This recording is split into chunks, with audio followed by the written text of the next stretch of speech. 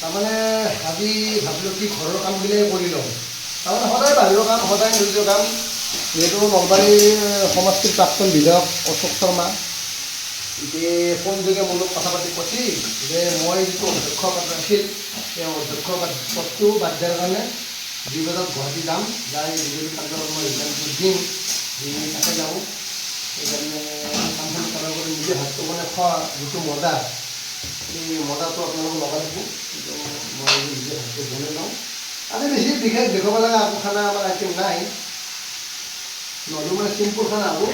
পটল ভাতকেৰেলা আলু লগ লাগি এখন ভাজি হ'ব, তাৰপিছত আৰু ভাজি এখন বনাই দালি এখন হ'ব। তাৰমানে এইখন চিম্পুল খানা, চিম্পুল বস্তু। আৰু এইফালে নিমখটো আছে, মই নিমখটো অলপ দি দিওঁ। এইটো ঘৰতে আছোঁ, বুলি অলপ মানে ঘৰতে ভাত চাত বনাই ভাল লাগে। সেইকাৰণে কৈছোঁ সহস্ৰৰ উত্তম দেখা হইলে কি পাহৰি গ'লো কথাটো, মনত নাই, পাহৰি আকৌ নহয়, এইটো হৈ যায় মানুহ। তাৰমানে এটা কথা কওঁ, শাস্ত্ৰৰ উত্তম হৰি ভকত শাস্ত্ৰৰ উত্তম হৰি ভকতৰ জানদে নকল্পাতৰু তাহান্ত বিনাহি নাহি ৰাহি নাহি আমাৰ পৰম গুৰু। মানুহ কয় যে হৰিৰ নাম আপুনি যেতিয়া গাব নহয়, হৰিৰ নাম গালি বোলে আপোনাৰ যি পাপ আছে, যি আপোনাৰ মানে যি আগতে আপুনি পাপ কৰিছিল, পাপটো কৰিছে চবে কৰে পাপ, ময়ো কৰিছোঁ, আপুনি কৰিছে, চবেই কৰিছে, সেই পাপটো খণ্ডন যায় বুলি কৈছিল। শাস্ত্ৰত লেখাই আছে, শাস্ত্ৰত লেখাই আছে শ্ৰীমন্ত শংকৰ হৰি ভকতৰ দানদে নকল্পাতৰু তাহান্ত বিনাশী নাহি নাহি নাহি আমাৰ পৰম গুৰু। গুৰুজনে কৈছিল যে আপুনি পাপ কৰক, পাপ কৰিলেও আপুনি পাপ খণ্ডন কৰিব পৰা উপায় আছে। আপুনি যিকোনো মুহূৰ্তত, যিকোনো সময়ত আপুনি মানুহে কয় যে টান কৰিলে হৰিৰ নাম লয়, মই টান কৰিলে হৰিৰ নাম নলওঁ, মই যেতিয়াই হৰিৰ নাম, এতিয়া মই যিটো কাম কৰি আছোঁ হৰিৰ নাম কৰিব লগা লোৱা নাই, মই ভাজি বনাইছোঁ, মই ভাজিটো বনালোঁ হৰিৰ নাম ল'ম। তাৰ মোৰ এটা চিষ্টেম আছে কি মানুহে হিন্দী গান গায়, মানুহে অসমীয়া গান গায়, মই কিন্তু হৰিৰ নাম লওঁ।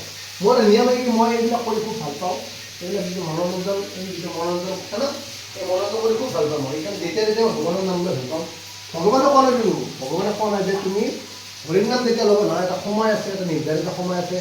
তো পবিত্ৰ হৃদয় যাৰ ভগৱান সহায় তাৰ বুলি কৈছে, যদি অন্তৰখন ভালে থাকে নহয়, সেইকাৰণে ভগৱান সহায় থাকিব। আৰু এটা কথা মই আপোনালোকক আজি কওঁ, কথাটো হ'ল কি, মানুহক আপোনাৰ যদি কোনোবা এগৰাকী বন্ধুৱে তেওঁ এটা ভাল কাম কৰিবলৈ আগবাঢ়িছে, তেওঁক আমি সমালোচনা কৰাতকৈ, তেওঁক লৈ বিৰূপ মন্তব্য কৰাতকৈ তেওঁক উৎসাহ জনাব লাগে। সেই উৎসাহটো জগাৰ কাৰণে যিগৰাকী আপোনাৰ বন্ধু, সেই বন্ধুগৰাকী প্ৰেৰণা পাব, প্ৰেৰণা পায় তেওঁ কি কৰিব, যথেষ্ট আগবাঢ়ি যাব। সেইকাৰণে শাস্ত্ৰটো এই কথাটো কৈছে, যদি আপুনি কাৰোবাক সহায় কৰিব নোৱাৰে, আপুনি উপকাৰ কৰিব নোৱাৰে, আপুনি কিন্তু অপকাৰ নকৰিব। সেইকাৰণে কৈছিল ব্ৰহ্মাই আদি কৰি জীৱজত ৰাম ৰাম ৰাম ৰাম হে ৰাম ৰাম ৰাম হে ৰাম ৰাম ৰাম ৰাম ৰাম ৰাম ৰাম।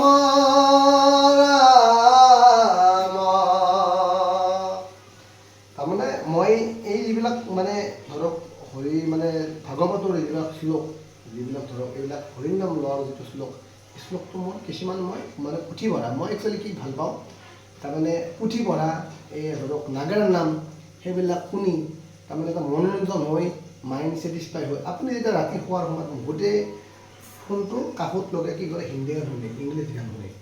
আমাৰ ইংলিছ গান শুনাৰো মানে সেই নাই, আমাৰ হিন্দী গান শুনাৰো সেই নাই। আমি এটা কাম কৰিব লাগে, সদায় হৰিৰ নাম শুনিব লাগে, নাগাৰ নাম শুনিব লাগে। তেতিয়া ভূত প্ৰেত যি আমাৰ ধৰক আপোনাৰ যিকোনো এটা বস্তু আপোনাক আধ্যাত্মিক হৈ পৰে।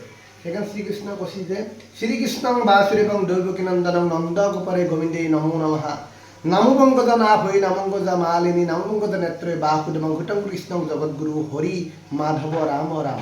সেইকাৰণে মানে শ্ৰীকৃষ্ণই কৈছিল, এইটো আচলতে গীতাত লিখাই আছে, মানে কৃষ্ণই কৈছিল যে আপুনি যদি হৰিৰ নাম ল'বও নোৱাৰে, আপুনি এটা কাম কৰিব, হৰিৰ নাম হ'লেও শুনক।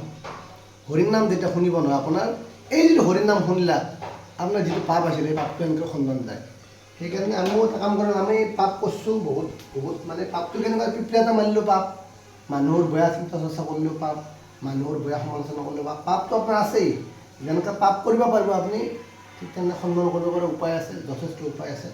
সেইকাৰণে আমি চব কাম কৰাৰ আগতে হৰিনাম ল'ব লাগে। আজি মই প্ৰাৰ্থনা গাব যোৱাৰ আগতে মই ভাবি আছোঁ কি আজি যিহেতু ঘৰত আছোঁ, এই ফেনখন দেখিনে, ফেনখন শুদ্ধ তেল বহি পেলাই খিৰিকী বাচি, এই শুদ্ধ তেল বহি খিৰিকী বাচি। আৰু মোক বহুতে কয় দাদা বহুতে শুদ্ধটো শুনা নাই, সেইকাৰণে শুদ্ধ শব্দটো মই প্ৰয়োগ কৰিব লাগিব। সেইকাৰণে শুদ্ধ তেলটো বন্ধ কৰাৰ কাৰণে সেইকাৰণে এটাই কি কৰিব লাগিব, নতুন ফেন আনি লগাই দিব লাগিব। আৰু ফেনখন মাথা দেখি নাগিলা শুদ্ধ মানে সেই হৈ গৈছে, সেইকাৰণে মানে ফেনখনো সেই কৰিব লাগিব। লাষ্টত মই এটা কাম কৰিব লাগিব, অলপ মানে সেই কৰি পেলাই মই আজিকালি সামান কৰি পেলাই অলৰেডি দালিটো হৈ গ'ল, ঘৰ দালি মানে একদম মানে চিম্পুল আৰু চিম্পুল খানাটো খাম। খাই পেলাই যিটো আমাৰ কাম আছে কামটো আমি কৰিব কাৰণে যাম। আৰু এইটো ৰুমত যাম, এইটো ৰুমত আছিলে বিছনা আমাৰ বাইদেউ কাৰণে এইগৰাকী আমাৰ সহযোগিতা কৰে। সি তাৰমানে জীৱনত এটা বস্তু শিকিছে, তাৰমানে আগৰ হ'লে য'ত যায় পিছত হ'লে টকি যায় বুলি কৈছে। বাই আকৌ সোমাই পেলাই ভাল পায়, ভাকো সোমাই পেলাই ভাল পায়। সি সেইখন বিছনাত সোমাই পেলাই আহিল আৰু ইয়াতো সোমাইছে। অ শ্ৰীমন্ত শংকৰ অ হৰি ভকতৰ অ জ্ঞান যেন কল্পতৰু হে তাহান্ত বিনাহি নাহি নাহি নাহি অ আমাৰ পৰম গুৰু। আজিৰ কাৰণে অন্ত পৰিল, আজিৰ কাৰণে সামৰণি পৰিল।